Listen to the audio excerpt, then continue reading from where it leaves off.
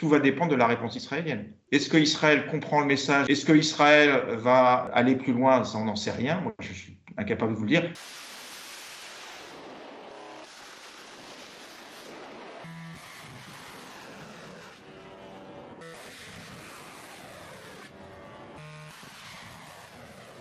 Quand il y a eu l'attaque du consulat iranien en Syrie, le guide Ali Khamenei, qui est un peu celui qui donne le là sur la position, on va dire, stratégique de l'Iran, il a dit, d'après les lois internationales, je pense qu'il n'a pas tort, une attaque contre un consulat, c'est une attaque contre le pays. Donc, on a été attaqué directement par Israël. Et alors, le régime sioniste doit être puni pour ça. Et puis, il y a une réflexion qu'on lit dans les bouches des dirigeants iraniens, qui est l'idée que si on ne réagit pas maintenant à cette attaque contre notre territoire, quelque part, contre notre consulat, Israël va prendre de plus en plus confiance en lui et ça va être encore pire après. L'attaque iranienne est vraiment une réponse qu'ils ont essayé de calibrer le plus possible à cette attaque israélienne, parce qu'ils voulaient répondre sans donner l'occasion à Israël d'avoir un motif pour déclencher une guerre totale contre eux.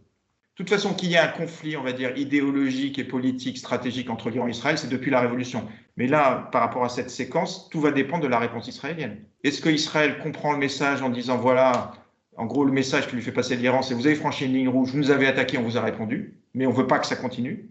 Est-ce qu'Israël va aller plus loin? Ça, on n'en sait rien. Moi, je suis incapable de vous le dire. Je vois quand même que la position, notamment américaine, c'est de leur dire ne le faites pas. Bon, malheureusement, ces derniers mois nous ont montré que les dirigeants israéliens n'écoutent pas toujours ou pas souvent les dirigeants américains. Il faut reconnaître que si Israël a contré l'attaque iranienne, il y a eu une participation très très large de l'aviation américaine. Donc, est-ce que ça ne donne pas des arguments aux dirigeants américains pour dire, écoutez, on a largement participé au fait que cette attaque soit maîtrisée. Bon, maintenant, vous nous écoutez, ne répondez pas à l'attaque iranienne, parce que là, effectivement, des dirigeants iraniens, ils disent que s'il y a une réponse d'Israël sur le territoire iranien, et même sur des bases, ça c'est un peu nouveau, sur des bases iraniennes en Syrie ou en Irak, on répondra de manière encore plus violente. Donc très clairement, ça va dépendre de la réponse israélienne. Je suis spécialiste de l'Iran, mais je pense que je suis obligé de le dire. Je pense qu'il y a un vrai problème dans la position de la France, parce qu'on s'est toujours historiquement présenté comme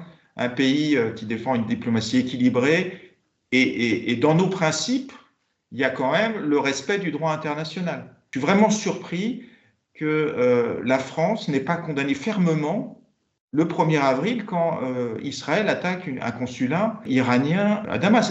D'ailleurs, bon, c'est pas pour prendre les arguments iraniens, mais il y a eu un argument du côté des dirigeants iraniens. Il dit si cette attaque avait été condamnée par le Conseil de sécurité des Nations Unies, on n'aurait pas répondu à cette attaque de notre consulat. Donc, moi, je pense que la France, ce qui fait sa force, c'est un pays équilibré, qui est allié des États-Unis, mais qui, bon, on l'a vu en 2003, qui ne suit pas forcément ce que disent les États-Unis, et qui défend le droit international. Pourquoi le droit international? C'est important quand la Russie attaque l'Ukraine, et quand Israël attaque un consulat iranien, et on voit les conséquences que ça peut avoir, tout d'un coup, on n'en parle pas. Juste avant l'attaque iranienne, je crois que le président Macron, il a appelé le dirigeant iranien pour leur dire ne faites rien. Comment voulez-vous qu'ils prennent un coup de fil pareil? On se met à la place de l'Iran. Notre consulat est attaqué par des missiles, par un pays étranger, et vous avez des gens qui vous disent attention, non, mais ne faites rien, calmez-vous, etc.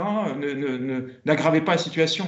Déjà, la moindre des choses serait que ces pays condamnent cette attaque. Je pense qu'on sera beaucoup plus entendu par notamment l'Iran si on se présente comme un pays indépendant qui défend le droit international.